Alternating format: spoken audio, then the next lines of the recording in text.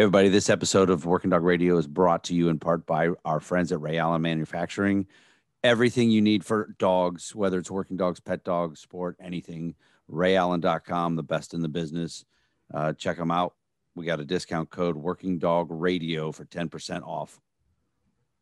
Another one of our favorite partnerships is with the one and only Dogtra. These guys are producing some amazing tools in the dog training world. Everything from e-collars, GPS tracking, ball training, if it's electronic, and it goes on dogs.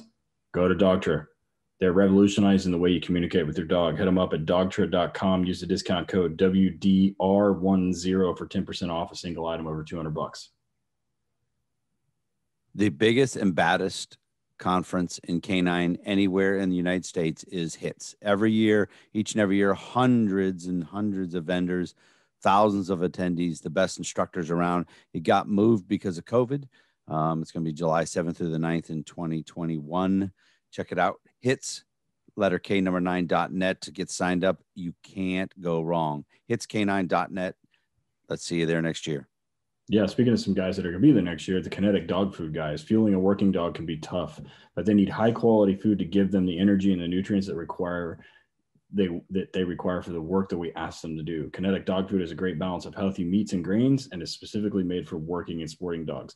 Be sure to hit them up at kineticdogfood.com. Easily, hands down, the best product we've ever represented on this podcast is Quick Derm by Vet Care. Ted and I use it in the kennel on our dogs when they get goofy injuries, and ourselves when we also get goofy injuries. They have a discount code for us, 10WDR for 10% off your first order. Check them out at vetcare.us. All right, everybody, Working Dog Radio, we are back. Video on YouTube. If you're listening to this, awesome, thank you. But be sure, if you want, go to YouTube, Working Dog Radio, and subscribe and follow us on there. These are pretty funny. We're putting we'll probably put some blooper reels on by now. We put clips on there. A couple of funny things have happened in the last couple episodes. This is the third episode in 3 days that we recorded. So this one, what's today? December 18th. It's all running together. Yeah, it's 18th we're recording this, but this episode comes out the 13th of January. So you probably saw some of the blooper stuff in there, but it's good time. My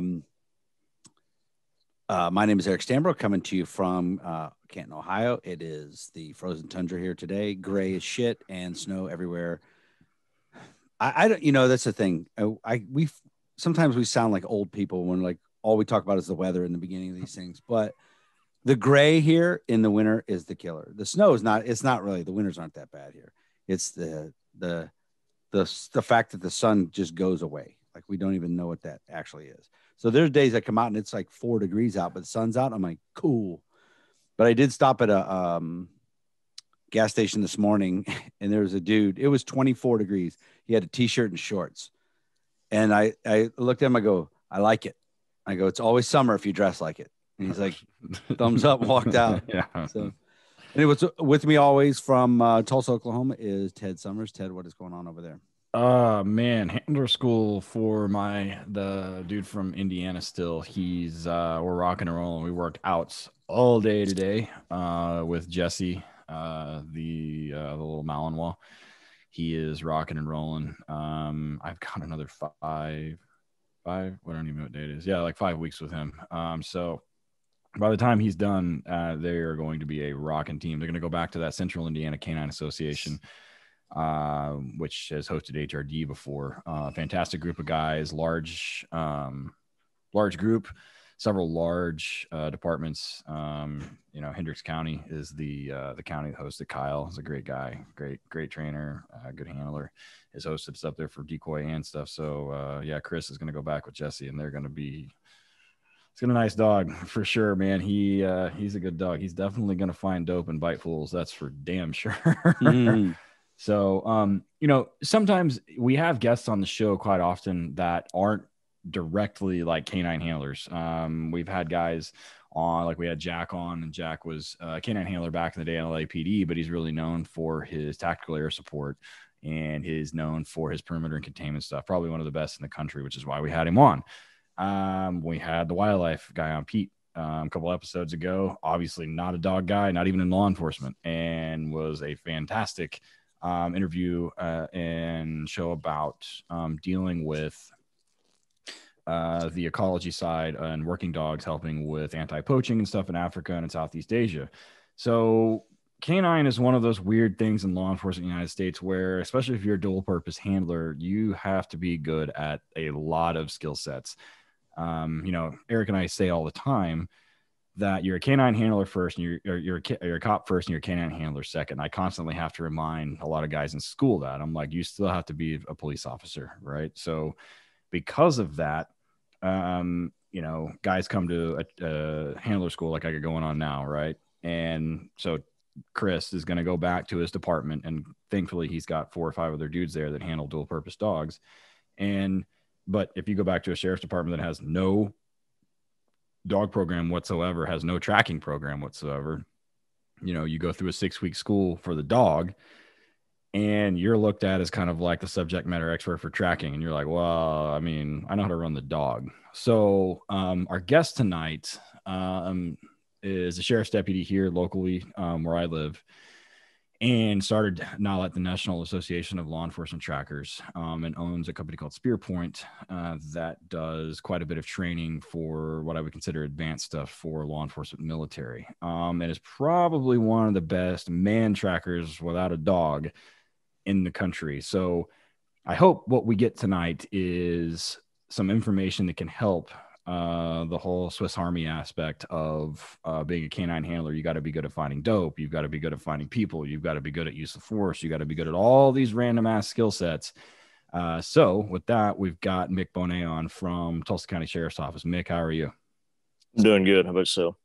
We are doing great. So you're like across town from me, even though we're on on cameras, but this is how we got to do the recording. So it is what it is. So give us a little bit of your background and how you became so good at hide and seek.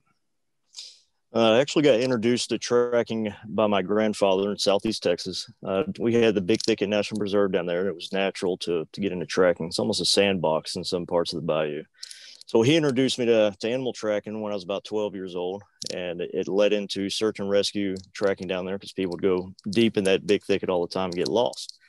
And I ended up taking that training into the military world. I enlisted in the Army in '96 and ended up exploring really the counter tracking side of tracking, where it became very important not to leave sign with the type of unit I was with moving into an environment. I'm sure we're all familiar with Operation Red Wing, the Lone Survivor movie. And a backstory of that was they got tracked from their drop-in point, and it was a big OPSEC deal as far as getting that training out to people. So that's where I kind of came into the counter tracking side of things, got introduced to David Scott Donlin, and went through the combat tracking course down in Fort Huachuca, Arizona. And what he did is he refined that the micro tracking, so to speak, is what we call the step-by-step or the search and rescue approach, to more of that macro or aggressive type tracking to close the time distance gap. Ended up joining the Tulsa Sheriff's Office in 2005, been here 15 years and some change. And eventually an opportunity was presented to show them how tracking could be used in a law enforcement world. And it was actually a canine failure that day that created that opportunity for me. I'm a big fan of canine. I believe in them 100%. It's only been a few instances like that where the canine lost track, but again, it opened that doorway for me. And when they saw that tracking could be used, they ended up giving me more and more support for tracking.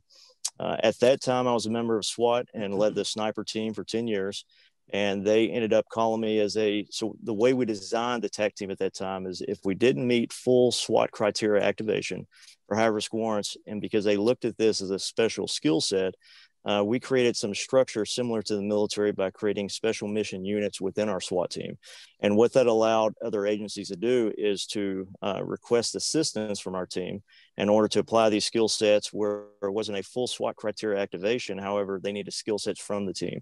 And the call volume went up so much so that when our new sheriff and undersheriff came in, they elected to separate the trackers from SWAT, maintain a membership with SWAT. However, they wanted to create a dedicated tracking team. So we ended up activating in 2017, the Tactical Tracking Reconnaissance Unit for the Sheriff's Office, we call TTU, or Tactical Tracking Unit for short. where we have several responsibilities from search and rescue to manhunt, tracking, covert rural surveillance, long-range reconnaissance, which we do with the tribes when we're looking for felons or structures in deep wooded areas. And it's just grown from there, where we got our separate budget. So much so that I eventually took the team leader role for the team and resigned from SWAT. Wow. Okay. Talk about an amazing niche. So tell us, what was the failure with the dog? So we had an armed robbery out in West Tulsa County, 77th and Page. It was late at night, about 2300 at night, towards the end of shift. And two armed robberies hit the store. They took off through, it's kind of a mix of, if you are familiar with that area, those who aren't this side, we have a mixed stretch of wood line that crosses over in an urban area, then back to a wood line, so on and so forth. So it's kind of a mix of rural and urban. So naturally, there were track and sign traps available. However, after I told the sergeant who ran the shift at that time that, hey, I can track these guys, let me go, because we happened to be fairly close when that happened, they asked me to hold the scene and wait for K9 from a neighboring agency, Tulsa Police Department. I waited about an hour for the K9 to get on scene. And the K9 ended up running off on different trails back and forth, which was a contradiction to the sign line that I had pointing to, a destination across this highway. Because they ran north across from, if anyone were to take the time to pull this up, 7700 Charles Page Boulevard in Sand Springs, or correction, I guess it'd be Tulsa. You'll see a convenience store there, and directly northwest is where they ran, almost as a crow flies in their escape path. So when the dog crossed over what you'll see as a bike trail, Katy Trail there, it shot immediately to the west and then back to the east, did this several times. And the K9 handler advised, well, he probably got into a vehicle that they staged for extract, which was possible. However, before they picked up the scene and the dog handler ended up clearing after that, he did advise us that dog had been running since 7 that morning, and he had been going to multiple calls throughout the shift. I'm not sure if that was to account for the time frame or that there wasn't a positive hit on that. Again, this is going to fall into your area of expertise as opposed to mine. But I asked the sergeant on scene if he would keep all of the people in place and let me at least check the opposite side of the highway to see if they happen to come out, because there was good medium over there, terrain that could, even my 13-year-old daughter could have picked up tracks on, because you had a sand trap. And sure enough, I got to the other side and I found their tracks in that sand trap, where you could not only see they crossed over the highway, but they immediately did an about face 180-degree turn and dropped down to the ground, which probably was in response to officers who were flying past them on the highway. They wouldn't have seen them because of where they're at. But it was very good action indicators of these guys being in a panic state.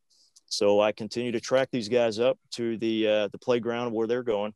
And they had stripped the outer layer of their clothing, which is normal for, armed robbers to strip your layers, so fast that they forgot to take the cash that they just taken out of the pockets of the exterior pants. We got all the money back.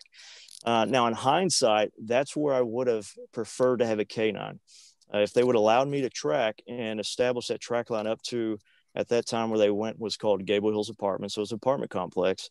It went into an urban track where there was no medium or any kind of terrain that I could have used, because I can't work, I'm not a magician. I have to have some type of terrain available. We do establish likely lines. We can cast pretty far. The furthest I've gone without confirmation is 300 yards before I got confirmation. So it's possible. But in this case, it was more practical for a dog to pick up that raft scent or whatever type scent you would use. And I never picked them up after that. We did end up finding out who they were. They dropped a handkerchief along that trail that was picked up during the trek, and we had a hit in CODIS. So we're able to get DNA off of that. However, if we're talking about the speed of an operation, they should immediately allow the trackers the assets they had on scene to punch out and track. And then as soon as K9 got up there, to one of two things: either pull the visual trackers back, allow the K9 to go forward, or use that K9 as a resource in a drag or in tow until the tracker lost that sign to pick it up.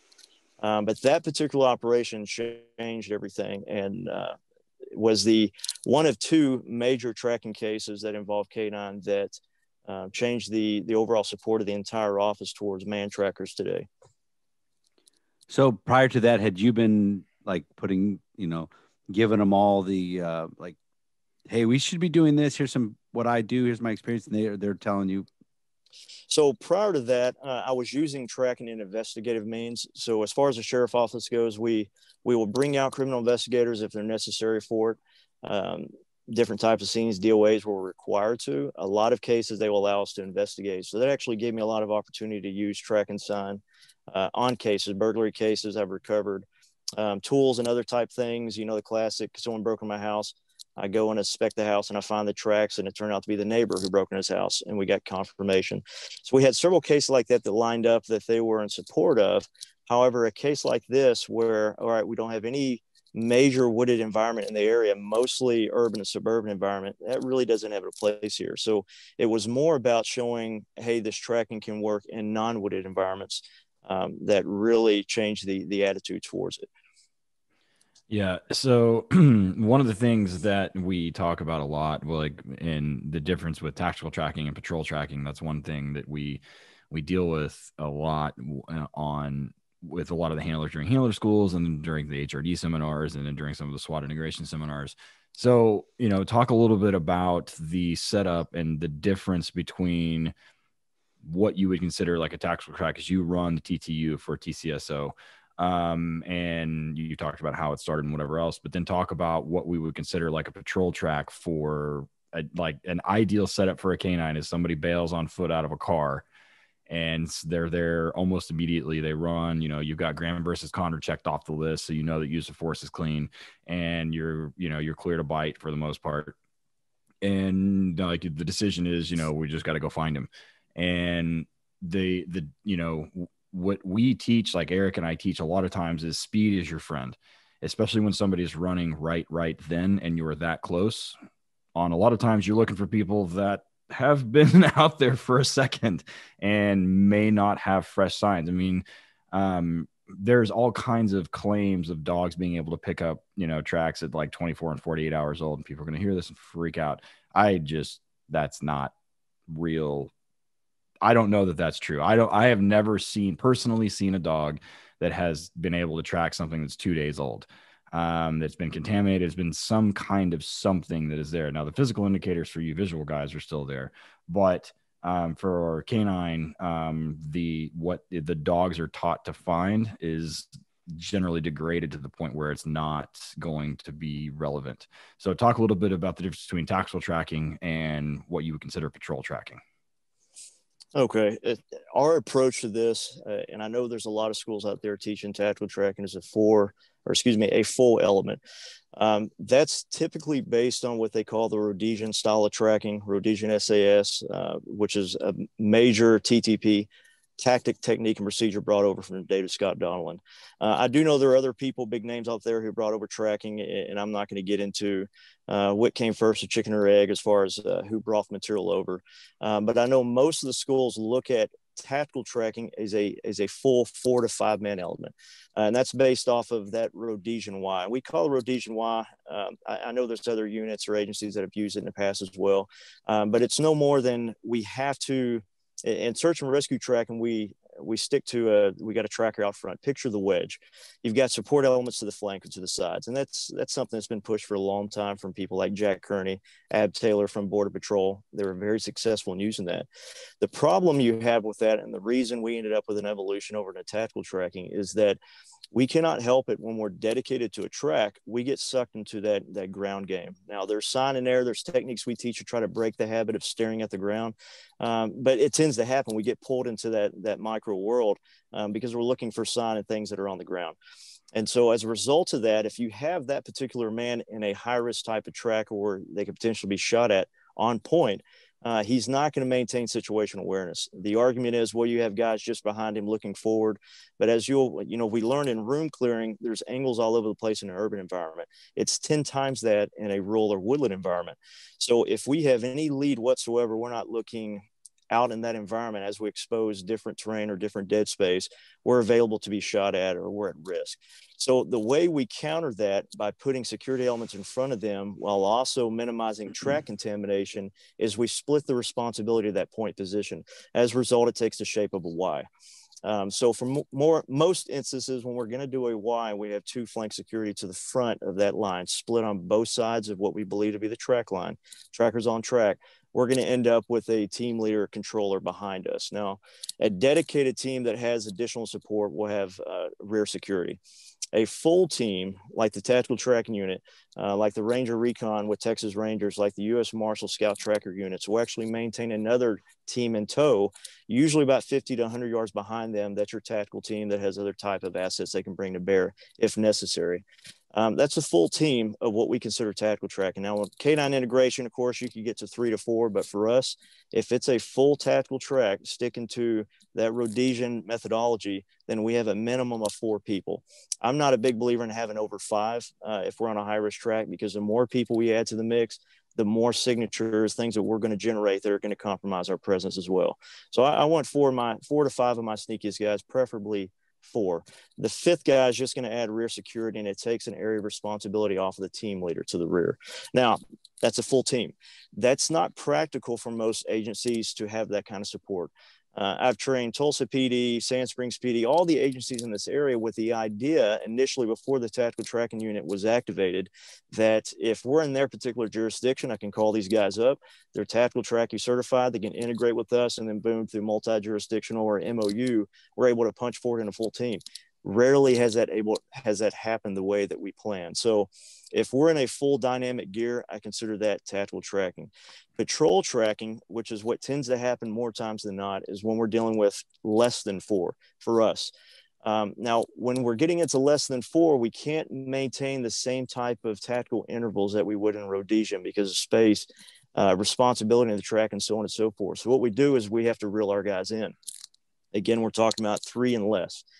We don't believe in tracking by yourself. 2 180s make it 360 and 540 up. So we have 180 degrees on top of our 360-degree perimeter. That's important. So that's a lot of responsibilities just for 2 guys. So best case, 3. 3 is what we usually end up with on patrol. That's why we tend to use that or refer to that as a patrol track. Now, that's a different type of tracking mindset.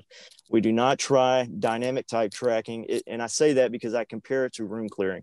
For me, Rhodesian 4 to 5 man tracking is what I consider dynamic room clearing or dynamic tracking. We're able to maintain a higher speed. We're able to project different lines of travel, send our track support element, our team in tow, to cut for more sign along that path. That's how we get real big gains, is by working those leapfrogs, other type of tactics to close that time distance gap. We don't have that privilege or that ability to do that in a 3-man or less in that patrol tracker. So we do what's called the SAS, Special Air Service Track Pursuit Drill. We only call it the SAS drill because that's where the 22nd Regiment, when they came and trained our initial combat tracking unit in Vietnam, that was the style of tracking tall thin. It wasn't the Rhodesian style. It was that track pursuit drill style. And there's different type of approaches to it. There's a 5-step, there's a 7-step, but essentially what's happening in the track pursuit drill, a patrol track case where we're talking about 1, 2, or 3, again, we're not a big fan of 1, but it can be done, is we're working through this process that when I'm on the ground, I'm actually looking for spoor. I scan my environment, security first, then spoor. As I rise back up off the ground, I'm advising my guys through my body language, because we're trying not to talk, trying to maintain that silence is golden, that I'm ready to step out. When I move forward, I'm moving forward as a scout. So that's the patrol track style of tracking. I liken it to deliberate and room clearing because it's a little bit slower, a little bit more methodical. I can't move as fast. So the 2 primary operational types when we're talking about moving to close the time distance gap is that 1 to 3 man SAS track pursuit drill, or the 4 to 5 man Rhodesian drill. And of course, it can be even higher than that if you have track support. The other style was investigative tracking, and that's the only time you're going to catch me tracking by myself, but that's because we know it's a cold scene. We've ensured it's a cold scene, meaning that we no longer have that threat in the environment, as opposed to an active or a hot scene. So as a result of that, the security is not as big as a priority. Now, I'm still going to have guys on the crime scene like that, maintaining containment, but we're not looking at that as an active track. So for law enforcement, we have investigative tracking, which is the only time I'll approve a solo. We have the patrol tracking, which is the SAS style, 1 to 3 man. Again, for us, it's going to be 2 to 3. Rhodesian, 4 to 5 and up. And then we have search and rescue. And search and rescue, we treat 2 different ways. And the traditional manner of working the wedge, for cases like a child where I don't want someone in front of me that I don't trust, or they don't have the proper training, to sometimes we actually run that Y, just like we were on a high-risk track. And the reason for that, I've actually been brought out to track some search and rescue cases. This guy's lost.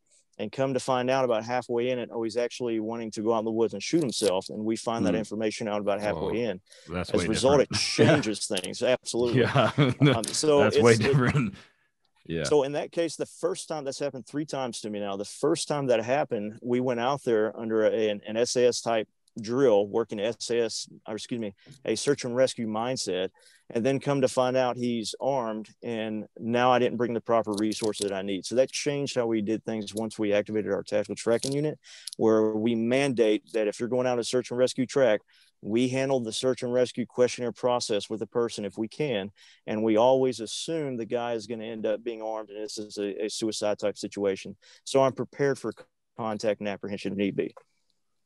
So I have a million questions, of course, because this is awesome. So now, one of the things we talk about at Canine all the time is one of the things that's important for the Canine guys is perimeter containment. And the biggest thing we have is we have problems with guys on patrol not staying where they're supposed to be, not doing what they're supposed to do. Because I tell them all this. If I do a robbery or burglary, say, and I've got about 15 minutes on you, 20 minutes by the time you show up with your dog, maybe 10, 15 minutes. If I keep moving and don't go to ground, you won't catch me with the dog, because you got to get out, got to get your dog. You're tracking, you're going X amount of speed. Usually guys track with maybe 1, 2 guys. But if I keep going and we need them to go to ground. So when you guys are going out there on that type of, say it's a pretty big environment where you're at and you have your Y and everything, do you use containment to push the guy hopefully back towards you, or no? It depends on what resources are already out there. If I have full control of the scene and if they call us out for track, they will turn it over to us. I integrate drone support from OBN. Oklahoma Bureau of Narcotics supports us with Matrice 210, so we have thermal on top of it. So it's just like a strategy of a chopper. For instance, we can use a spotlight in the air. The bad guy thinks we're looking in a certain direction. We're actually scanning thermal in the opposite direction. So we're doing some of that with our drones, but that's something that's in play for other type of strategies. I mean, we're not quite into. With containment, we've trained enough of our guys that they're track aware. We don't look at that as containment, though. We're looking for terrain features for cross points. If we're talking about a woodland environment, it's difficult for them to lock down an entire grid.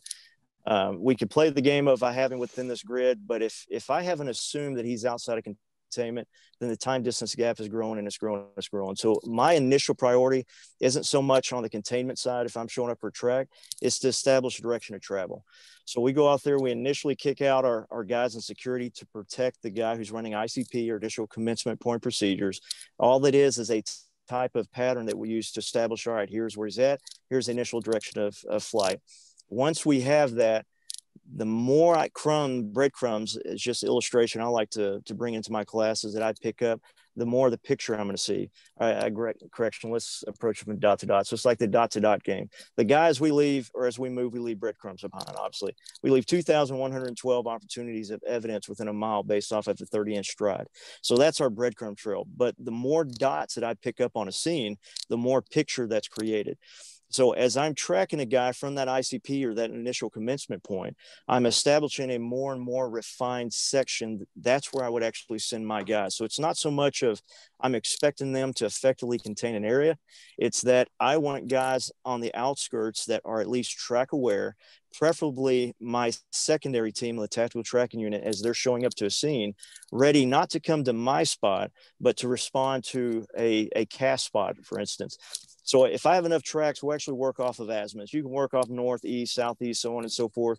We prefer to work in azimuth with the topographic map because we can be more refined on potential cross points. So as I'm providing that refined intel to them, they're pushing off based off of that time distance gap. We run certain formulas. So if I know this guy's been gone for 10, 15, 30 minutes, they'll run down the scale of what kind of terrain we're dealing with, what kind of equipment or loadout he's carrying, and that gives them potential projection points. So they'll actually go beyond that point based off of my direction of travel I'm providing, looking for confirmation. So as they scan along, track traps, sign traps, whatever type of medium they can find that intersect or are perpendicular in path with where I'm giving them that information, they get confirmation. They immediately take over as a primary track team. They step off from there. I pick up. We'll still mark the spot. I still have to consider he may have dropped something between point A and point D, for instance. We may have to backtrack that later and work it in a micro track or accounting for every track. Right now, I don't care about those single tracks. All I care about is closing the gap. And you have to be aggressive with that. If you're not aggressive and the guy's constantly moving, like you said, you're never going to capture him. So we have to account for that lost time. So instead of focusing on containment, I'm focusing on projecting a path for trained people to go pick it up, to reacquire it, and then for me to punch off the path off of refined information they're giving me, and you end up with that leapfrog effect. If it gets to the point that we have bound past him, we can't find any type of sign, there's a possibility, and we can, in some cases, we have to treat it like this, that he's now in between us. If that's the case, it's not so much containment. I kind of treat it like a deer run. You get in ambush positions. There's different type of ambush positions we use based off terrain, but essentially what we're trying to do at that point is establish a hammer and anvil. That's an incredible answer. So everybody, hopefully they're taking notes. That's an answer right there that's going to be replayed. Like people are going to rewind it and listen to what you said.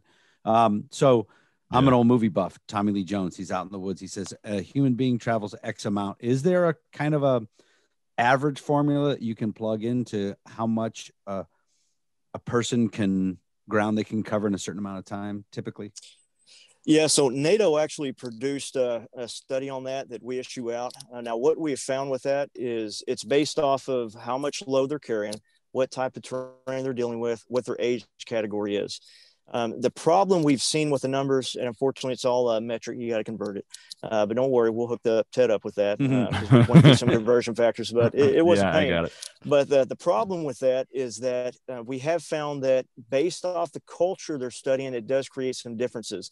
We tend to be a faster paced society in the United States compared to where some of those numbers came from. So the average for them, they say an average walking person on that chart is 24 to 25 inches. We're on an average of 28 to 32 inches. And I think it's just because our society, we're fast paced, but that does make a difference for us when we're doing track. So we have graph information presented to us, but what we've begun to do over the past couple of years is create average numbers that we have seen. Now, the military has put out some information before. I've tested it. Most of it is crap. The problem is they regurgitate information over the years. They're pulling stuff from Vietnam. Anyhow, so that information has just been pulled and reprinted over and over and over, and people take it as gospel without testing it, which is what most people's issues are. They're not getting out there and generating their own dirt time. So it's not going to be accurate either. However, there are specific numbers we have found. It is not an easy answer because your age, your health, the terrain, and your loadout are going to dictate that. But we do have that broken down. I will be happy to make that available for any of you guys as far as on the canine side of things. One of the things we talk about if we get to an agency that has a couple dogs, they can get out there. They'll do they don't do leapfrogging. They track until the dog is fatigued, and then they bring the next dog up and go from there. Do you guys have if you're out in your Y and you're going, do you have kind of a standard where you're looking for signs where you can tell at X amount of time my eyes are getting fatigued to where I'm not as sharp and the next guy moves up, or is it just, does it go that far? Okay, so good question. The longest track I've done on duty is 6 miles long. And that was actually for Creek County Sheriff's Office and neighboring Sheriff's Office. Unfortunately, they brought me in 3 days after the fact, and the man was deceased because of the temperatures, everything else. But as far as long range, 6 miles, we were pushing triple digits on heat that day, and you would fatigue out faster. So one of the requirements we have to be within the tactical tracking unit, and this is a standard for any type of tactical tracking school. Again, when I say tactical tracking, I'm referring to that 4 or 5 man dedicated element, is everyone is required to be trained trackers. So we are able, and quite frequently will shuffle guys around as we see that if they're fatiguing. And it's one of those cases of just like the old Rogers Ranger standing orders. You never lie to another Ranger. It's the same deal with us. We have a team leader whose job is to look at that tracker's performance, see if there's anything degrading, so on and so forth. But as trackers within the unit, we also expect 100% honesty from our guys. If they don't have it, if their mind's not in it, I get migraines. Migraines are my kryptonite. I've got to carry migraine medicine as I get out there. If I get a migraine that day, because it's just one of those things that can affect my visual acuity, I'm not going to have it. And I've got to tell the guys that, hey, you're going to have to put me in another position. If I don't have a migraine, just because one, I'm passionate about this, been doing it a while. I'm our 2-legged bloodhound. I get on the trail. It's very hard to throw me unless we're dealing with something with time and distance. We got to play with those type of closing the gap of strategy wise. But my point in saying that is if I know I'm not in it or in the zone, I need to move another guy in. I'm unable to do that unless everyone within our team is a skill tracker and has shown up performance standards, and which they have to do quarterly as far as what the unit goes. So just like a dog, if the dog's going to lose and they rotate up, it's the same thing for us. If I'm losing the trail, I'm fatigued, or anything else is happening, maybe I'm just getting worn out, we'll rotate the trackers. If I have my secondary team, Bravo, is in tow, which typically is going to be in leapfrog or forward of that anyhow. But if they happen to be behind me, we're not in a situation where they're forward, we can rotate an entire team up as well. So we are real big into that, and it's very important that you stay acute and in that zone for that particular track. If you got to pull the guy, or the guy is not showing that performance, he's going to step down. And that's very important to us, that honesty. One of the things you mentioned that was that stood out to me, that happens to my guys all the time, and I train them to deal with this routinely, is making sure you have, like you were calling the ICP, like the step off point, like where that is, and we have direction of travel, and we have everything else. All too often, canine handlers are not the first guys there, and tactical trackers aren't either, and they're given information based on direction of travel, what they look like, what they were carrying, this, that, and the other. In the canine side, we also talk a lot about Graham versus Connor, like what the threat conditions are on the second prong, like how, if it's imminent or immediate threat, if there's any of these other number of factors that determine how fast or not fast they're going to track, what they're going to do. But one thing you did mention that was extremely important is like having people that understand how it works, because all too often I've got body cam footage from our guys locally that have been working with dudes, and they're like, stop looking at the dog, like look for bad guys, like I'll tell you when we're getting close. And it's in a patrol track where they're trying to close time and distance very, very fast, and it's an extremely fresh track, and they may have containment on the backside, and like you said, they're pushing them into it. One thing you did mention too that's really good, we had a SAR handler on from Eric, where was she from? San Bernardino County, I think. Yeah, in California. Yeah, largest county in the country, where they're tracking, obviously, non-criminals, but they will often leapfrog. They're doing the method you talk about. We ran a track like that in a scenario for our guys here in Tulsa, where I set it up, and it's an urban track where they're tracking through neighborhoods like right by the kennel, and all of a sudden they get traffic in on the radio where dude was seen running a tangential distance away from the track that we're on. They have to go back, load the dog up, go to the next ICP, and then recast on the same odor. And it was an interesting exercise, because most of my handlers have said that has happened to me. I can't tell you how many times, like, several of my guys are like, oh, that's happened to me a lot. And I think guys listening to this will happen to a lot too, because, most police departments in the country, I think the average police department now is like in the 20s for size. Like, like units are like 25 to 27. I don't remember what the number is. It's fairly small. It's not a large unit. TCSO is a fairly large department. It's one of the 50 largest sheriff's offices in the country.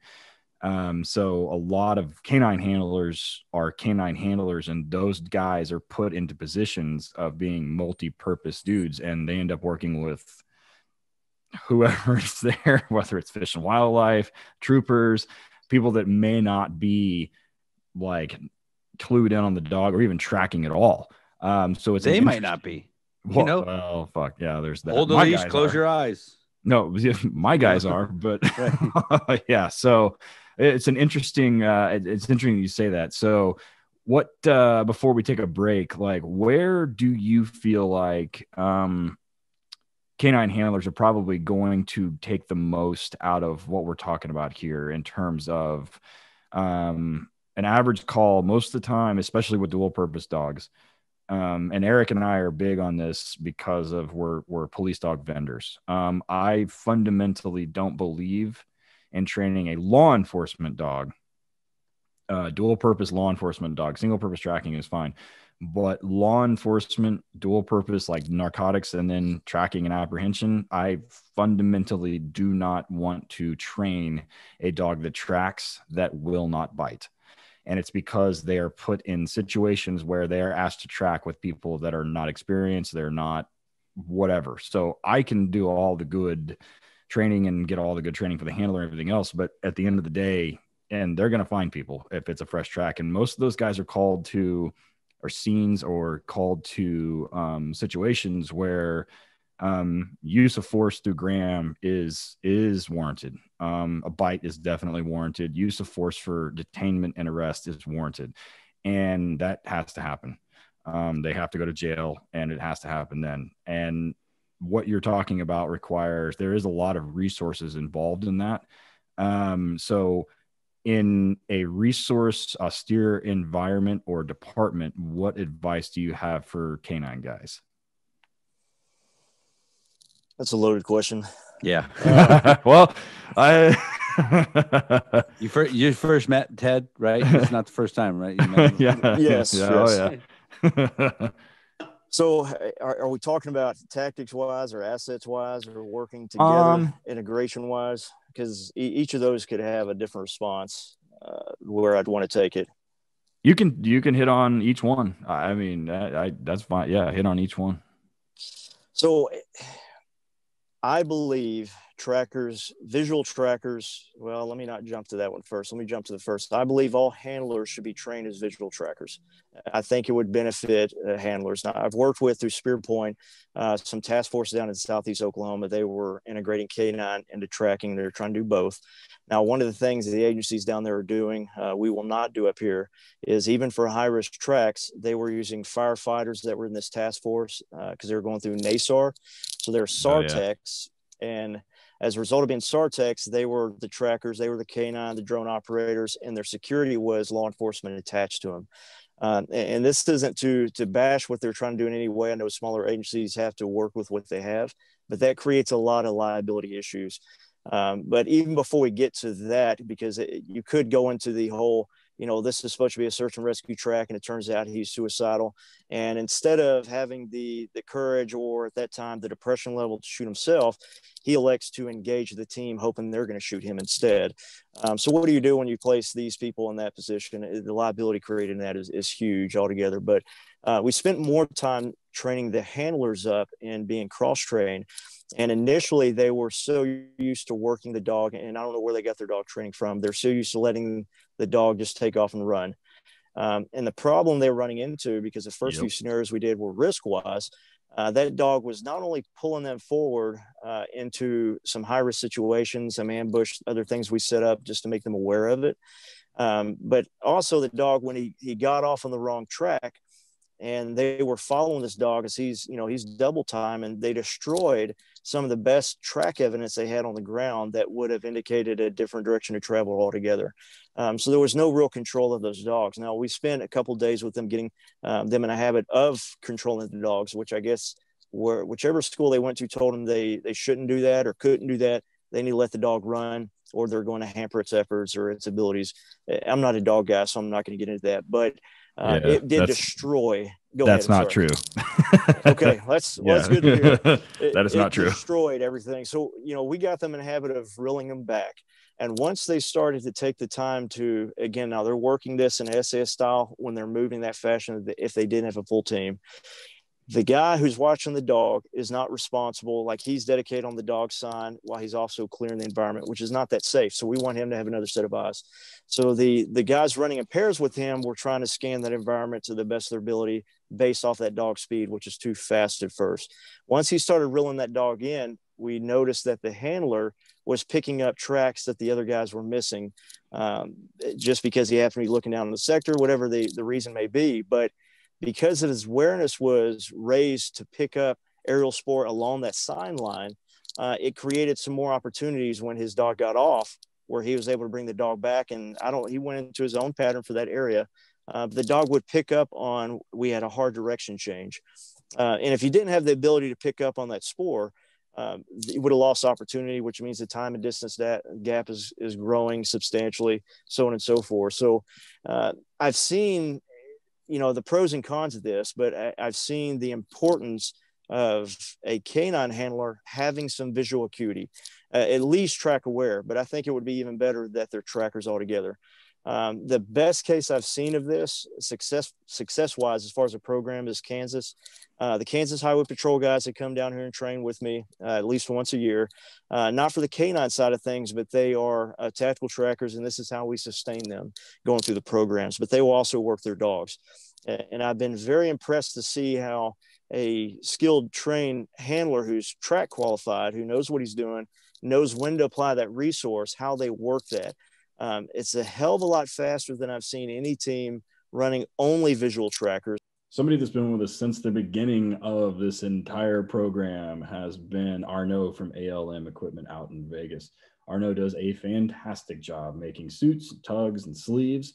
One of our favorite things that we use at HRD is the hidden sleeve from Arnaud, and I've got multiple suits, and so does Travis. We use them as a kennel all the time. ALMK9equipment.com is where you can find it. Be sure to use the discount code WD Radio for 10% off your first order. Tripwire Operations Group, man, what a great group of guys. It's an internationally recognized leading provider of products, services, and training for federal, state, and local law enforcement agencies and military units. Tripwire Operations Group is an ATF licensed explosive materials manufacturer, importer, exporter, and dealer with a wide range of explosive products to offer, including custom kits. These kits are great for detection canine imprinting, and they have 3 different kits to choose from. The use of all 3 kits combined creates a complete explosive threat package for canine teams. Be sure to check them out. If you go there to pick up your explosives, they will let you blow some crap up. Check them out at tripwireops.org. Lastly, this music that you hear has been graciously granted to be used by us by Brother Deeg. He's a fantastic artist out of Louisiana.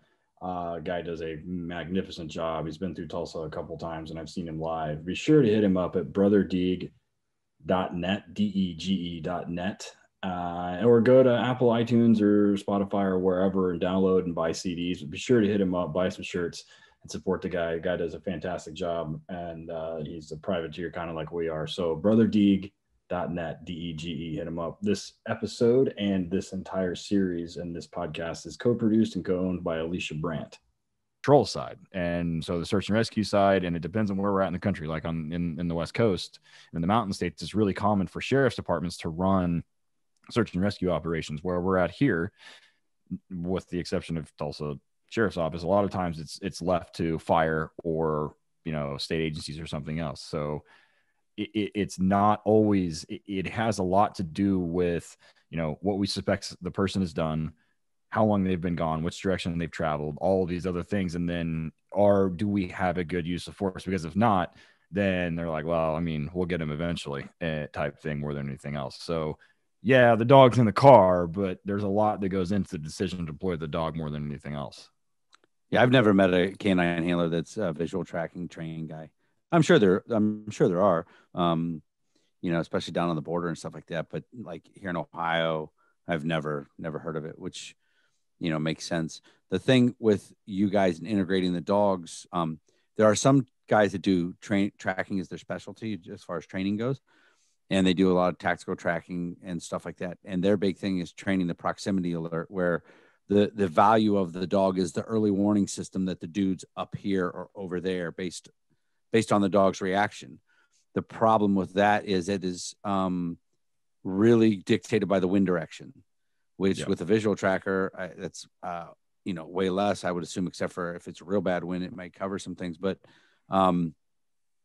so I'm not a big, that's the one thing. I'm not a guy that always relies on, like there's some trainers that say the dog should never get close enough that he bites the guy, that it should always be a early warning system. And my argument always is, if the wind is at your back, there is none. The dog sometimes will track over top of the guy and turn around and snap back, or pass him and have to snap back. You have to, so that's where it has its advantages and disadvantages for sure, having the dog out there. I'm a big believer. Ted and I are exactly the same. I'm not training a single purpose detection dog to track that doesn't bite, because what you end up happening, because it happened to me, I had a dog that didn't bite and we tracked people, and I end up fighting a person with a dog running around me, wrapping me in the leash, trying to lick my face, jumping on, doing nothing but trying to get me killed, really, and being in the way. That's why I will never, ever train a single purpose tracking dog that for law enforcement, because the handler always said the same thing. Well, we're just going to track old people and missing kids and things like that. No, you won't, because you're a cop and you want to do good work, and you're going to end up, let me try it. This is just a domestic. I'll try it with this guy. And the next thing you know, you're doing armed robbery suspects with your lab, which I don't believe is a great option. Two things real quick before we go to the break. One, when you go back to, we're talking about projecting and leapfrogging your guys forward. I'm sure this is based on terrain and where you're at. If you're the guy that's doing the tracking and they have got a pretty good idea ahead and they start, are you getting picked up and moved forward, or you just keep coming up behind the whole time? No, we tend to, so we have some, if it's a long-term, long range, we have ATVs, other vehicles that are available to us. We will get an extract picked up and actually brought over there by whatever means possible. Now, I have assisted in some agencies where we didn't have that, and you had to hump the entire way. So the way we would do that is we actually will still try to preserve that line. We look at that topo map and figure out the best way to get up there, trying to preserve that. And the reason we do that, we've had a few cases where that track line after we leapfrog wasn't protected. As a matter of fact, it was search and rescue, or excuse me, a volunteer fireman who came in the next day. This was a 2-day trek. We got pulled out in the night, had to come back the next morning. And that was a search and rescue type deal, is what we were told initially at first, one of those type cases. And he ended up, this fireman came in the middle of the night, ended up trying to track him himself, I guess for the glory of him finding the guy. And what he did is contaminated the track line. So when we show back up the next day, he didn't find the person. We end up tracking. This is actually the Creek County track. When we did the back track, there were several things that turn points where he had collapsed down to the ground, where he had taken off some clothes. Those things became very important pieces of evidence for Oklahoma State Bureau of Investigations. OSBI ended up taking that over, and they asked us to do an investigative track following this, what we believed to be at the time was an active track. Even though it turned out he was deceased. And of course, by that time, we realized it was a recovery instead of a rescue. But it was very, very important to preserve that line. If we would have just walked straight up that track line to where they're at, not paying attention where we were stepping, of course, you'd create all kinds of issues on that evidence. And the reason it was important in that case, it turned out that this boy apparently got a hot dose of meth, something from one of his friends, and they needed the evidence showing some deterioration, which I'm not sure why they needed that, but there were actually very clear points where he just collapsed down on the ground. You can see his handprints where he's just, it's something that as a tracker, when you see it, it's kind of locks in your mind. You're not going to forget it, but it's hard to explain it. But it's one of those kind of tracks, as you're tracking it, you see all of this on the ground, and you're getting to the point where you're trying to imagine what it was like when he created that. The more and more of these type of tracks you do, you're able to switch into that mindset faster and faster. So when you get into a track where the person at the end of that trail is actually deceased, it changes the whole atmosphere of that track. And those pieces in the ground, they're not just normal pieces anymore. It's the last bits of that person's life. So in that case, it was destroyed because someone tried to come up the line. But there are those cases where you may not have that extract. You are going to have to find another way to get up to that point. Huge waste of time, though. So you always want to have that in your initial plan, is having a plan ready to pick up your teams for that leapfrog. Yeah. Okay. Yeah, you're right. Making and plus, dude, if depending on how far, they're like, yeah, we picked it up here. You're like, son of a bitch, I am far away. Yes, I am far. Oh yeah. So last question before the break, and we'll just keep this part real quick because we could probably do an entire episode on this. I had assumed that you had started incorporating drones into your operations, and you mentioned it earlier.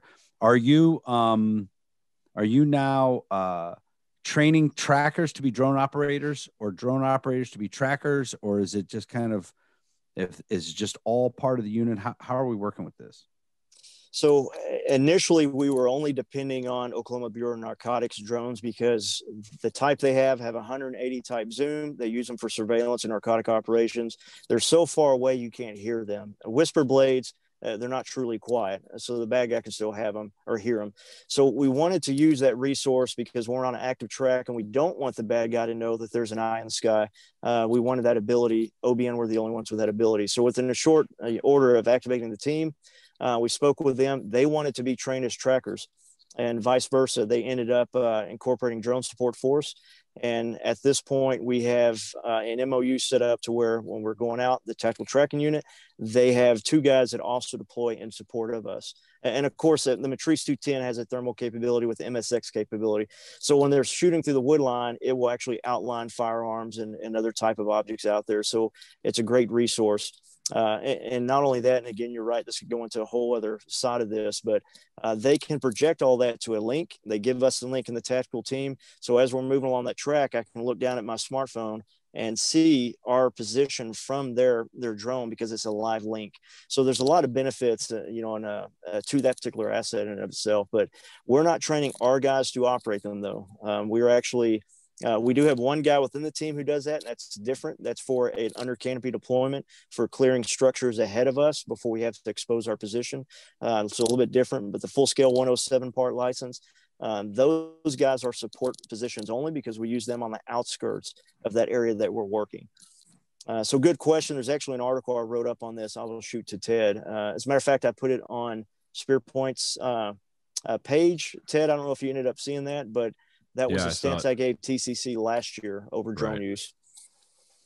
Awesome. And we'll definitely put a link to that in the show notes. We're going to go ahead and take a break here. Throw in the commercial free on Patreon. Check it out. Guys, there's a lot of good discount codes in there. We will be right back. We're going to get in a little bit of psychology of the runner. And that's it. All right, guys, one of our best sponsors, one of our oldest sponsors are the Perkinsons down in Harmony, North Carolina at Highland Canine. We have a ton of people going down there for their handler schools, their trainer schools, their full-on dog training schools where you learn police dogs, pet dogs, all aspects of it. They have amazing dogs for sale, classes for police, classes for police supervisors, pretty much a full gamut of anything you need in the dog world. Highland Canine definitely is the place to go. Check it out. I can't tell you enough about how great these people are. Everybody I know that's been there for their training say it is no joke. Check them out. tacticalpolicecaninetraining.com. Get your butt down there in North Carolina, man, and learn. Speaking of full service, it's no secret that we love the guys up in Colorado Springs at Ray Allen Canine Equipment. We use their products every single day. Their mission statement says it all: to be a world leader in the quality and innovation of professional canine equipment for police, military, Schutzen, ring sport, to exceed our customers' expectations, to deliver on time, every time, at a fair price. We full-heartedly believe that they are true to that statement. Since it's our go-to one-stop shop for everything canine, they literally have everything there except the damn dog.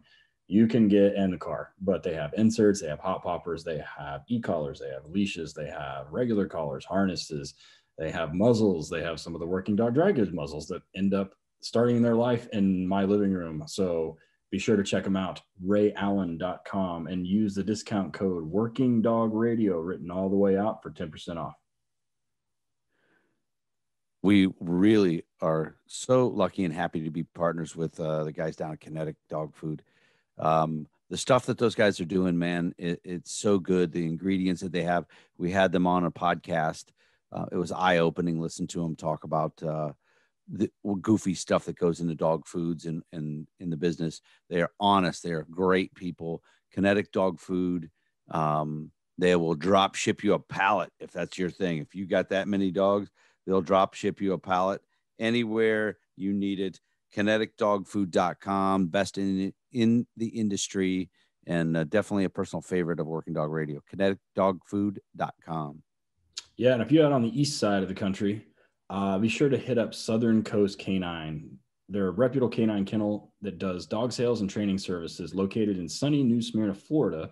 Southern Coast Canine provides services worldwide, from purchasing your next single or dual purpose working dog to handler courses and seminars. Southern Coast is a great resource to check them out. You know, the Heisers run a great ship down there, and obviously the weather's nice. So if you live in a part of the country where it sucks half the time, year weather-wise, that's where you go in the wintertime. That's how you get your admin, send them down, get them to send you down there in the wintertime when it's nice and sunny. They do a fantastic job with trainers courses, decoy schools, and handler courses for green dogs and finished dogs and retreads too. So be sure to hit them up at Southern Coast Canine. That's letter K number 9.com. and get scheduled, or go find you a dog. 𝗢𝗙 𝗢𝗙. We post on our social media all the time, Ted and I using 𝗢𝗙 𝗢𝗙. I love everything about him. I think the 𝗢𝗙 𝗢𝗙 1900S is the gold standard for police canine. It is a perfect collar. The remote size is perfect. You can do the hands-free device if you want. Their ball popper, their 𝗢𝗙 𝗢𝗙 YS600 bark collar. I've got a drawer full of those at the kennel. I want my place nice and quiet. The bark collars solve a lot of the thrashing in cars. If you got that dog that spins up at training in the back of the car, get yourself a 𝗢𝗙 YS600 collar. One of our biggest sponsors, one of our biggest friends, big supporters of the podcast, 𝗢𝗙.com. They do have a discount code too for us, is WDR10 for 10% off a single item over $200. Don't mess around. Don't wait. 𝗢𝗙.com. All right, we're back. I hope nobody fast forwarded through those. You guys just don't do it. If you're on Patreon, you don't have to. You can just look at me and Eric staring at each other. Super weird. Anyway, we've been having a great conversation with Mick Bonin from the Tulsa County Sheriff's Office Tax Tracking Unit about the adult hide and go seek game and about how to win. So we did a lot of sort of TTP stuff before the break. Talking about where dogs fit, where they don't fit, talking about what mistakes are made, what you shouldn't make, and some kind of the lessons learned. So one of the things that canine handlers routinely get asked to do is find people that have committed crimes very, very recently. There are those isolated incidents, and they always end up on the Discovery Channel about dogs finding people from whatever, but that, the vast majority of dogs in this country that are assigned to dual purpose work, mainly narcotics, and then tracking and apprehension, are fresh, violent crimes. I'm not going to say felonies, but they're typically fresh crimes that are like, that require the use of force from a dog on a gram evaluation. So with that, Mick, what I want you to talk about a little bit is the psychology of somebody that is running from that type of crime, and what the mindset is, and what our handlers should and should not be doing given a resource austere situation. All right. As far as canines go, I can't really get into what y'all should and shouldn't be doing based on their SOPs. But as far as mindset goes, and this is something we spend a little bit of time on the tracking classes getting into, because I've seen officers do this as well. So when they initially take off from that scene, we go through this whole fight, flight, or freeze mindset. Everyone knows that's got into the psychology of things. We see a lot of stupid things that are not common for a person. So that's not where I'm typically trying to get into the mindset of the quarry. So, and I'm approaching this from the tracking standpoint. So when someone first, bursts from the scene, and this depends on how fast response is. If they don't believe they've been caught, they're not on the run yet, of course, that's going to be a different type of track line leaving the scene. Calm and collective. I expect reasonable type thinking there. If they're busting out the back door, or they hear that response and they go into flight mode, obviously, as opposed to fight, because they're not standing their ground at that point, we tend to see, especially if we're close range, that it's not reasonable type thinking. The reason that matters to me as a tracker is we're real big on trying to get into the mind of our quarry. So as I'm tracking somebody, I'm looking for likely lines of travel, especially in an urban environment, because I'm not always going to have a tracking sign. So I have a saying I like to stick to teach people getting into this on projection, that the history of the person's track and the present moment tend to predict the future of where they're going. So it's like a north-seeking arrow. As I begin to lay down tracks, that sequence of tracks establishes a baseline for an arrow that is going to point to direction, because we're predatory type animals. We look at what we're wanting to go, where we're wanting to go with the eyes in the front of our head, and we move towards that point. So when I lose tracks, as part of my lost spore procedures that I do, I work my initial cast, not in a full 360, because that's a waste of time. And I'm sure I'll use scent patterns similar to what we do. I try to vector on that track, working either a linear check or a a wedge check, so that I can eliminate exclude those routes that are close range, shut the time distance gap down faster on the most probable line. Now, that's because I'm in the mindset of the quarry at that time, which is a reasonable person. If that person is standing here and I look forward and I see a fence, but a 10-foot fence, I see an opening to the fence to my left, a reasonable person would walk towards the opening of that fence. So I'm going to gravitate to that direction. Again, this is when I don't have tracks, or even sometimes if this is a fast track, I have just enough tracks that I've seen that point to that direction. I really don't care what's on the ground in between me and that object. I'm shooting up to it to close the time distance gap, looking for confirmation. If I score, great, I punch on from there. If I don't, I may have to go back to my last known and start casting. I don't always do that because I have to take in consideration the guy's speed of movement. There may not be as many tracks there or sign, or and again, it falls into the medium. What kind of sign does he leave behind on that medium? Concrete, I'm not going to see much, so I might have to push even further. I mentioned earlier, I've gone as far as 3 football fields or 300 yards before I got confirmation. That whole track worked because I was going off of what I believe to be in the quarry's mindset. They were moving this way. 100 yards back, I've lost track, but I have no reason to believe they've gone anywhere else. The terrain in that particular environment was funneling them this direction. I just assumed they were moving that direction because I'm in the mind of the quarry. I'm trying to think like that person. So when someone bolts out the back of a business or wherever they just hit a house, so on and so forth, they're not necessarily thinking like that. They're thinking about someone who is in a state of panic or in that flight. So that same person who's reasonable, who would have taken a left to go to the opening of that fence, would cross over 10-foot fence. I've seen officers do it in foot pursuits or in chase after a guy. And I've done it before, not necessarily that bad, but I've done it. I'll throw myself down. You're in that tunnel lock because of that stress level going up. We focus in on that target. So bad guy climbs over a huge fence. I go with him, jump down. And as I jumped down, I looked to the right and there was an open fence we both could have went through, but we didn't see it because we're in that tunnel lock. So that is going to affect how I track. So when you're initially showing up on scene, it's all about proximity of where this guy is at and what kind of pressure was put on him. Because if there was a lot of pressure, I'm not really expecting somebody to have rational thinking in the track.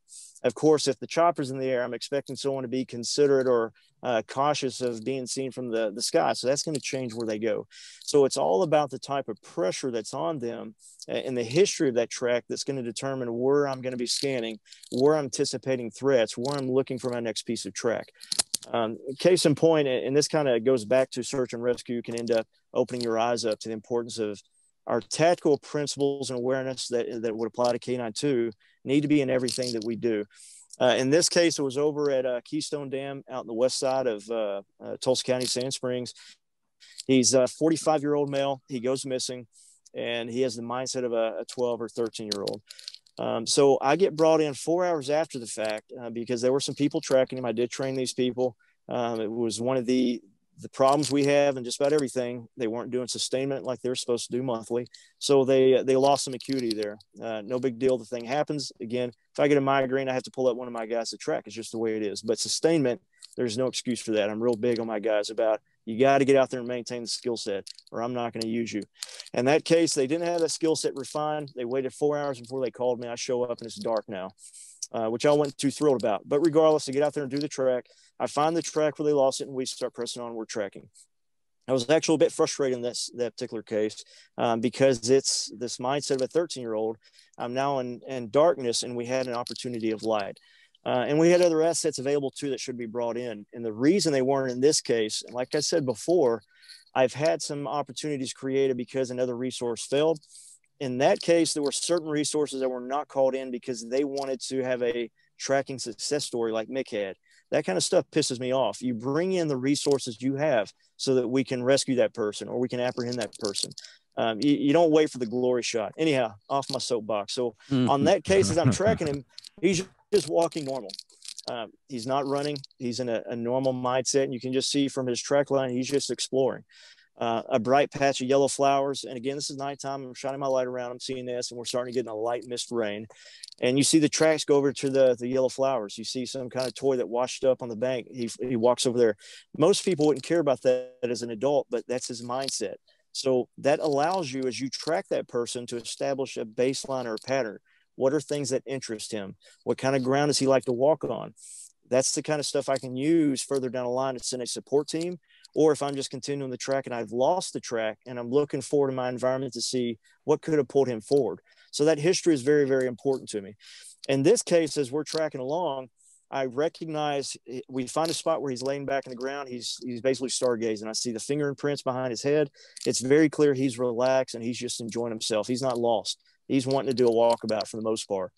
However, when we arrive at this point, I see a huge divot in the ground and some other evidence. This guy just took off running as fast as he could. The tracks have gone from 28 to 30 inches. Now we're pushing 45 to 50 inches. This guy is flying, and I don't understand why at the time. The further and further I track, before long, I realized that he has there's certain tracks we look for that what we call action indicators. So I'm beginning to find evidence where he's doing an about face, either a quick look over his shoulder to the right, or he's stopping, he's facing back, and then he bolts again. And it took me, I would say, about 200 or 300 yards again before I realized we were his pressure. He was actually afraid of us because in his mindset, we were strangers, and he went into stranger danger mode. So as a result, that pressure that was driving him to do something that was contradictory to his pattern, his mindset, or his behavior was us. We were the source. So it's very important as trackers, and I believe it would be the same for canine, that as you're tracking, as you're following that person, you're looking for those behavior pattern to be established. Now, it's not going to happen short range. If you're doing short tracks, I don't expect as much. We're trying to get into baseline, which I know is what your question started out as, but right. Sometimes you got to give the rest of this. On a baseline pattern, again, I go back to that fight or flight. If this guy has major pressure on him and I'm working that dog, and let's say I've lost the scent, I may not be going to the standard areas I go to if this guy is under pressure. I may be looking for things that are not rational because he knows he's being pursued. So just food for thought for the guys that's very, very important to look for that pattern if it's there. If it's not there, you need to consider, is this guy in fight or flight or freeze mode? And in a case where he's locked down, it's freeze.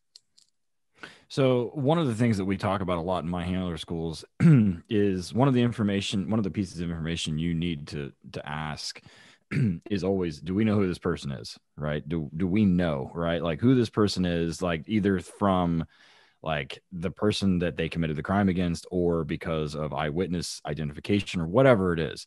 And that determines a lot of like what, like we know the person's from the area, this, that, and the other. And so that too can determine a mindset of how willing they are and to create distance. And I've had several tracks in this area with our guys where they were tracking a known suspect that was a reasonably fresh track. And they said, look, I'm 30 minutes behind. He's hauling ass. He knows the area. He knows the direction of travel. He has a cell phone. He has communication. And we're probably not going to catch him. I'm going to guess that we're going to end this track on a road. He's going to get picked up. And we're going to have to catch him on like surveillance video or something, like a gas station, something like down the road or wherever it is. So, they know who he is. And we've had two recently where that exact thing happened. There's convenience store robbery. They found stuff along the flight path. They found stuff that he'd stolen. They found money. They found the clothing that he'd found. And then they get to a parking lot with a church, and the dog turns around and is like, sorry, nothing here. And it was about a 45-minute delay-ish. Come to find out the next day, they had information from the church on surveillance video that the dude's girlfriend picked him up. And sure as shit, they sent deputies over to their house, and dude was there in the house. And, and so versus somebody that's not from the area, they have no idea. And their instance is to bed down and hide. So I tell guys, like, look, if you know who you're chasing and they're from the area and this, that, and the other, they're going to try and create as much distance as possible. So we're talking about like going through the fence or going through the easiest path so that you can create the most distance as possible. If you have somebody you have no idea, or they're likely to run to an area that is extremely wooded or concealed, they may be trying to hide. And that determines a lot of how you're going to track and the speed of what you're going to track, how far the dog is going to be out in front of you, any of these other number of factors. So in your experience, does that, like you talk about pressure. So when we talk about having a chase where somebody's been you know, where they initiate a traffic stop that is a normal traffic stop, and the dude runs because they find he's got warrants, and then they terminate the chase because of safety, and then somebody sees him wreck out, and the neighbors say he went that way into the woods, and it's a 20-minute delay. There was a ton of pressure there from law enforcement to push him to run and to push him to wreck out, and he runs. And because we have the license, we know who he is, we know he's got warrants, we know all this other shit about him. And at that point, what tactics would, and I know I'm generalizing a lot, but in that situation, what in an austere, resource austere environment with a deputy that's got a trooper and somebody else, another deputy, what advice would you give those guys?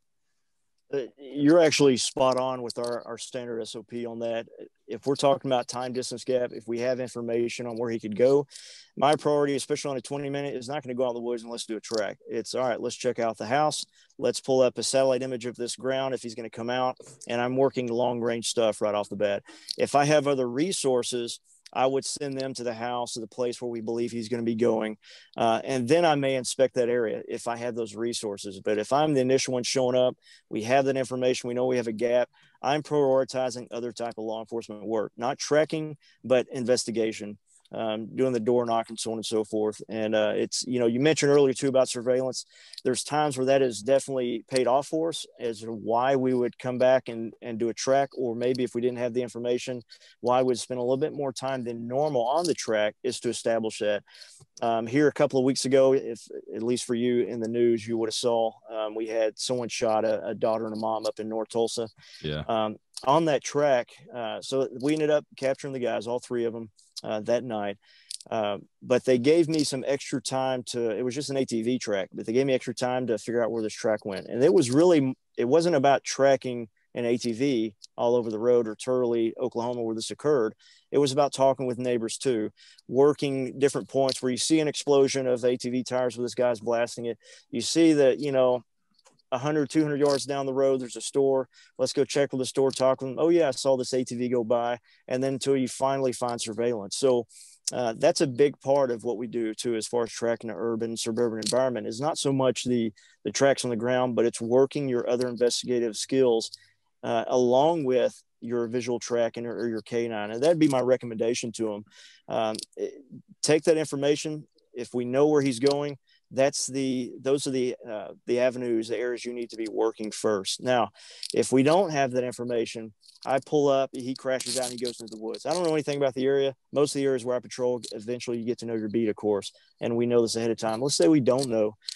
I would take the time to pull up a satellite imagery of that house, of that terrain. I run several different apps because I need to see that terrain in spring and fall. Sometimes Apple and Google Maps have it, sometimes they don't. So I stick to All Trails maps because it'll allow me to see the spring. But as I zoom in closer on the map, it ditches the leaves and I see a picture of the satellite during the fall.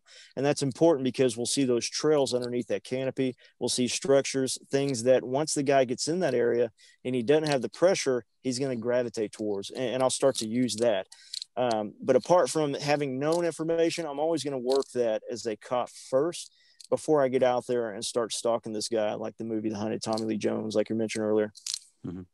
So I'm a city kid, right? We don't have, I mean, where I live is not in the city so much, but my law enforcement's in the city. We don't have dudes that have the ability to go out and sustain, any type of time out in the woods or anything like that. And you talked about earlier trying to figure out the path of where your guy's going and the speed based on his loadout. Do you guys ever come across some dudes out there that have a go pack and that are career criminals that can snatch a bag and gone out in the woods with I don't know, food, extra clothes, or anything like that? Not loadout bags. Typically what we run into is we have a lot of homeless in the outskirts of Tulsa, and they've got backpacks on. They got other things that they're carrying because they're homeless. We actually had such a rise in sexual assaults in the area that Tulsa PD ended up coming to us to assist and searching the woods and mapping out all the location of our homeless camps. And they'd go out there and actually got buccal swabs of a lot of those people because of the spike in assaults and sex crimes in the area. So that's more along the lines of the homeless things they carry out here, if that's your criminal. Now, any other time, it's not a loadout bag. What we tend to see is your typical Nike sling bag, and it's a change of clothes. Because they run layers. They're thinking about, obviously, first time you saw him when you passed him, he's a full ninja with a black hoodie and black pants. Next time he has bright yellow or something Nike clothes on, because they do take that kind of stuff in consideration on ditching clothes. But OPSEC wise, we typically don't talk about this, but this is something that is very important. And your K9 guys need to take this consideration too. In most of our cases, they'll always ditch a layer of their clothes or change clothes. Very rarely do they bring a change of shoes. So when we're looking at those surveillance videos, we always take note, especially of their shoes, not so much of their clothing, because we have to take consideration they're probably going to ditch it. But their treads, the wheels that they're running in, that's something that they tend to keep with them. So the tread pattern becomes important. I may not know the tread. I see that it's a Nike, shock in the back. I know a typical idea of what that pattern looks like. So that's becomes an important point. It's always the shoes. Even when Eric worked in the fucking gang and the drug unit up in Canton, you always had to have shitty shoes on. Yeah, you had to look like a dirtbag. So, well, that's a good segue to my last question, and it's snow. What are the truths and the misnomers about snow and tracking? We have guys that say, "Why would I track with the dog? I just follow the footprints." And I'm like, you should try it because, well, first of all, we're in a city. You track footprints and you think you're just going to stay with that one. You're going to come across a whole bunch of others. But what are some of the myths about it? Myths on losing track, on tracking countermeasures. On tracking with the snow, you don't, it's easy. Just follow the footprints. That's it. That's all you need.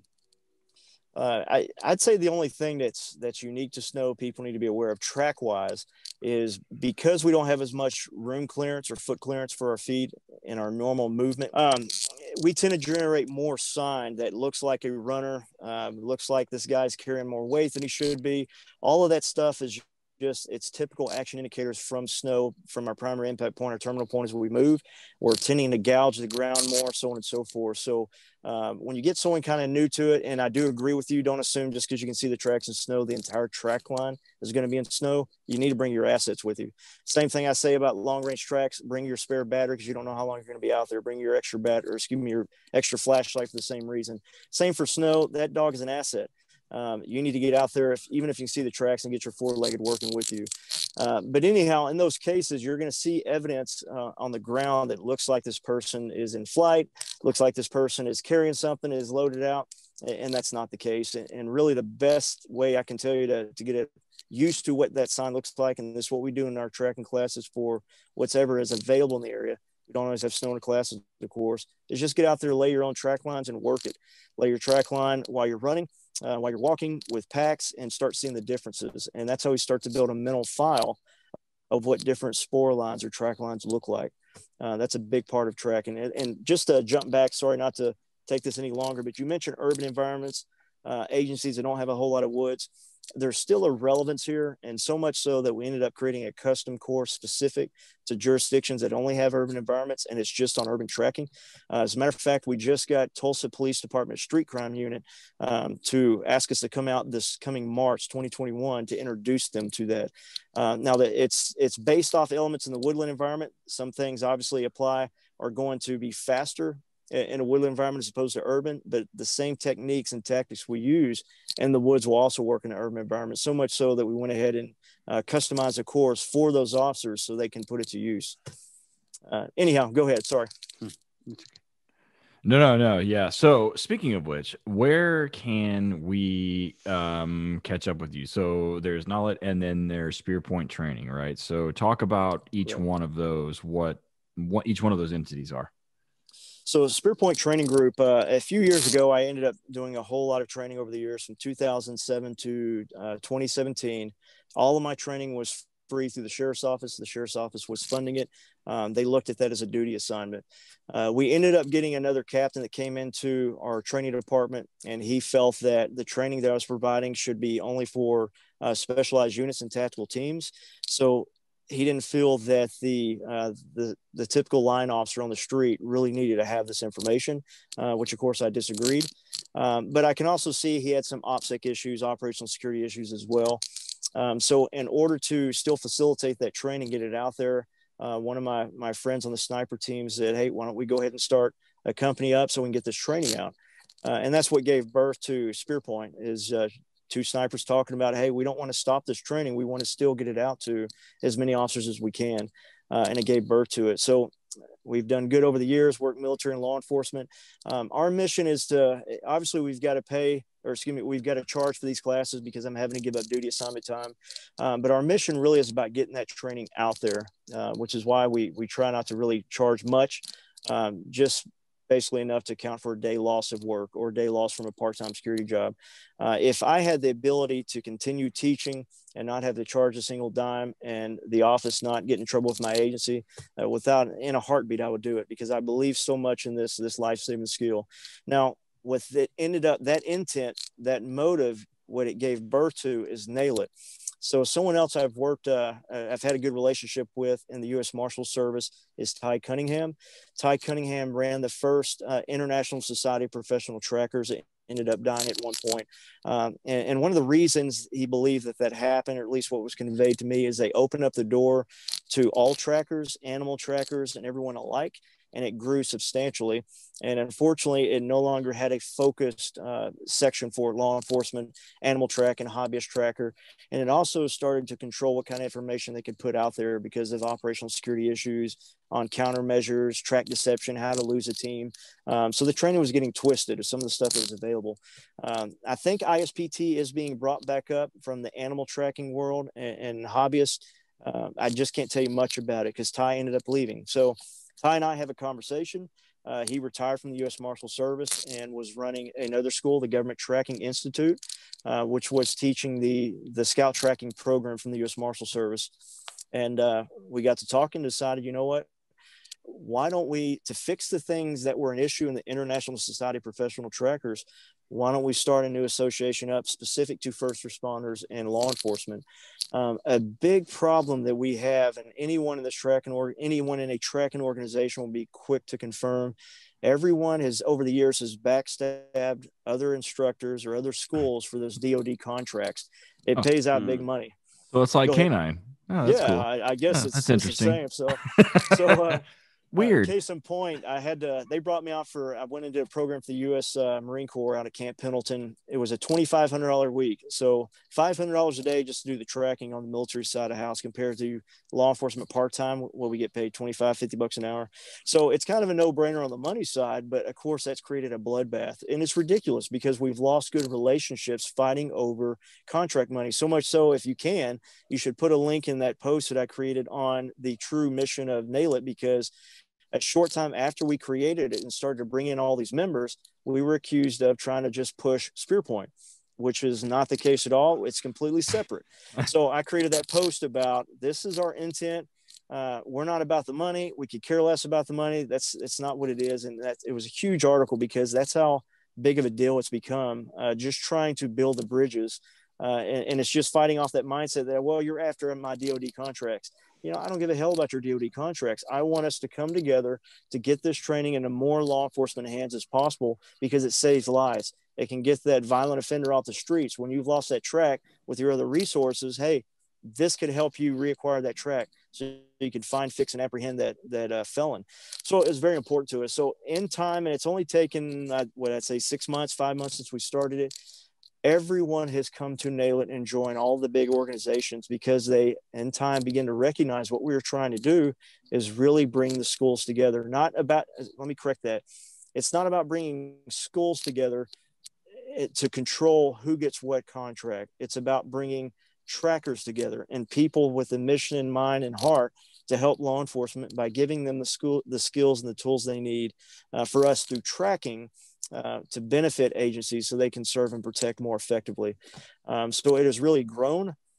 We are just beginning to open up Pro Shop to get obviously stuff out there, because we're the type A personalities that want to patch. We want a shirt that, denotes that we belong to. It's just the way we are. Oh, yeah. So we're trying to make that happen as fast as possible. But ultimately what we see happening here is we already have the American Sniper Association and the National Task Groups. the National Tactical Officers Association in support of what we're doing. And so what we have through that support is future, again, we got to get these standards lined out, got to get it established, is NAILIT becoming the NTOA or the ASA of trackers in the nation. Now, we really only intended on focusing on the United States. And I would say over the past month and a half, because as people have seen the direction we're going, the website, when you go into the members area, you'll see there's a whole lot of resources we've been getting to add. Now that they've seen that come to blossom, they're asking us, hey, will you go ahead and go international? Will you open up the door so we can join from Europe and from Scotland? And we've really been impressed. I was about to say all of us have, that we have so many law enforcement officers around the world that we're looking for an association for their particular skill set or community to come together so they can communicate, they can share stories, they can share after actions, case files. And that's what it's all about. So I highly encourage everyone to go to nailit.org. If you're not active law enforcement, it is specific as far as membership goes. However, we also are considering and taking on people that are assisting and training in that environment, or they're part of first responders, search and rescue, anything where there's a professional application of that skill set. We're going to open the door to those people.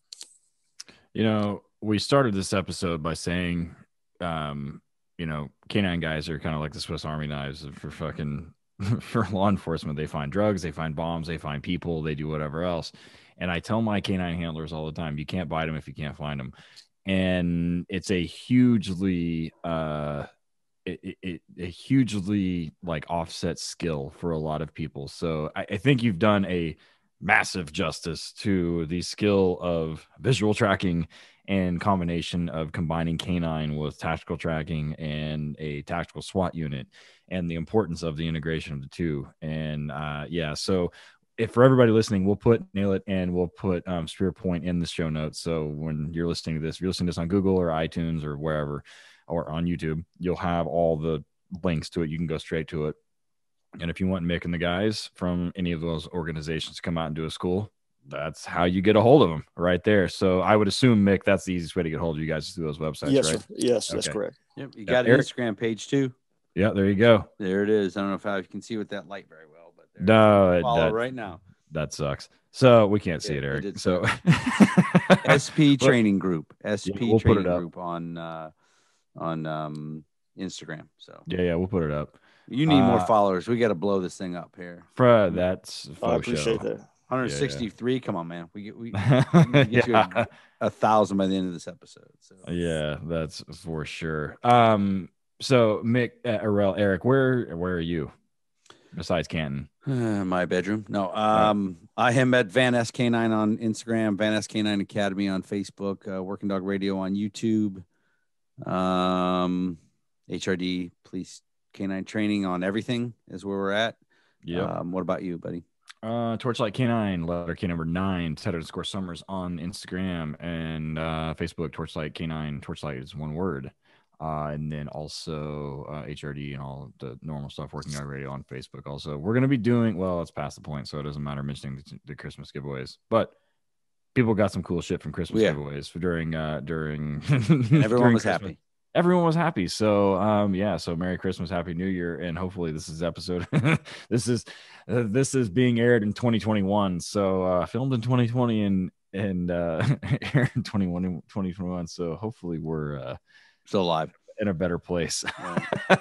Mick, this has been fantastic. You know, our mutual friends here in Tulsa, you know, our Russian friend and our friend who now lives in Dallas, you know, we have talked about doing this episode. I talked to Eric about this like a year ago, and I'm finally glad we caught up and got to do this, and because it was exactly what I thought it was going to be. And people are going to listen to this episode more than once and take a shit ton of notes. So me, well, yeah, you, yeah, I will over and over again. I'm telling you right now, I'm going to get the Chris and the association guys to watch it and try to maybe get them out there to learn some of this tracking stuff, man. Or shit, just bring Mick and the kids up. Vice versa, and it's something I've been trying to get with you, Ted, is to get the a training program out there to make them aware. Obviously, you met Sergeant Ernie Mendenhall. Bringing the dog out there, they're definitely going to need your training and spin up on that. I'm not sure how that came about, but I believe it's moving forward is better than not moving at all. So we had a good talk about you, and he is going to be reaching out there to get spun up and get the information he needs. But I think it's very important that if we're not going to get handlers trained up as trackers, we at least need to build the bridge up so trackers and handlers can work better together. Out of all the time I've done this, and I've got to where most of the TPD guys, especially on SWAT, they know I can track. They've called me out to do things for them. I've only had one case on patrol, though, where their K9 actually said, hey, you know what? Because you know the deal. They ground everyone, tell them to get in their car. Yeah. They came up and said, do you mind getting out of the car and walking with us to look for tracks? Only once. But I mean, that's better than it's never happened ever in the history of Office 4. So at least we're moving a direction, but it's all about relationship and capabilities and being able to see that back and forth. So I really want to set that up with you and teach you. I don't know if you did hear or part of the conversation, DOC came up to me and asked for help establishing their own TTU East and West. Yep. So we have theirs being formed up, and there's one other down in the Southeast, Love County, some other agencies that are part of it. They're also setting up their own TTUs. So I had no idea that establishing TTU was going to do this. I thought we were going to train some people in TAC teams to do it. And to be honest, when they said, hey, we want to set this up, I didn't think that their agencies would support them because it took time for me to get to where I'm at. And, they're getting within a year or two because they're using our success stories, or they're saying, hey, Tulsa County's got here with it. And it sped the process up for them. So very surprised by it, but also just humbled at the same time that we've got to play that role in it. But I think the next part of that journey is definitely getting K9 trackers and drone support integrated, because those three assets working in tandem, I think, are the cutting edge future of either manhunts or rescuing people before they end up deceased. Yes, it is winning adult hide and seek for That's sure. Right. 100%. So Mick, man, I appreciate it. And this has been a fantastic interview. I think this will be one of our good ones. The last one we did something like this was the perimeter containment with the tactical air support guy from LAPD, and it was listened to a lot. Oh, yeah, very well received. In the hundreds of thousands of downloads, and it still gets a shit ton of downloads. And this is going to be another one of those that people are going to listen to, people that aren't even fucking dog people. So man, I really appreciate it. This has been one that's been on the list for a while. So again, thanks. I appreciate the invite. Most definitely. Appreciate you. Be safe, please, buddy. Yeah. Somebody that's been with us since the beginning of this entire program has been Arnaud from ALM Equipment out in Vegas. Arnaud does a fantastic job making suits, tugs, and sleeves. One of our favorite things that we use at HRD is the hidden sleeve from Arnaud, and I've got multiple suits, and so does Travis. We use them as a kennel all the time. ALMK9equipment.com is where you can find it. Be sure to use the discount code WD Radio for 10% off your first order. Tripwire Operations Group, man, what a great group of guys. It's an internationally recognized leading provider of products, services, and training for federal, state, and local law enforcement agencies and military units. Tripwire Operations Group is an ATF licensed explosive materials manufacturer, importer, exporter, and dealer with a wide range of explosive products to offer, including custom kits. These kits are great for detection canine imprinting, and they have 3 different kits to choose from. The use of all 3 kits combined creates a complete explosive threat package for canine teams. Be sure to check them out. If you go there to pick up your explosives, they will let you blow some crap up. Check them out at tripwireops.org. Lastly, this music that you hear has been graciously granted to be used by us by Brother Deeg. He's a fantastic artist out of Louisiana. Guy does a magnificent job. He's been through Tulsa a couple times, and I've seen him live. Be sure to hit him up at brotherdeeg.net, DEGE.net, or go to Apple iTunes or Spotify or wherever and download and buy CDs. But be sure to hit him up, buy some shirts, and support the guy. The guy does a fantastic job, and he's a privateer kind of like we are. So brotherdeeg.net, DEGE, hit him up. This episode and this entire series and this podcast is co-produced and co-owned by Alicia Brandt. So in a resource austere environment or department, what advice do you have for canine guys? That's a loaded question. Yeah. Well, you first met Ted, right? It's not the first time, right? You met him. Yeah. Yes. Yeah, yes. Oh, yeah.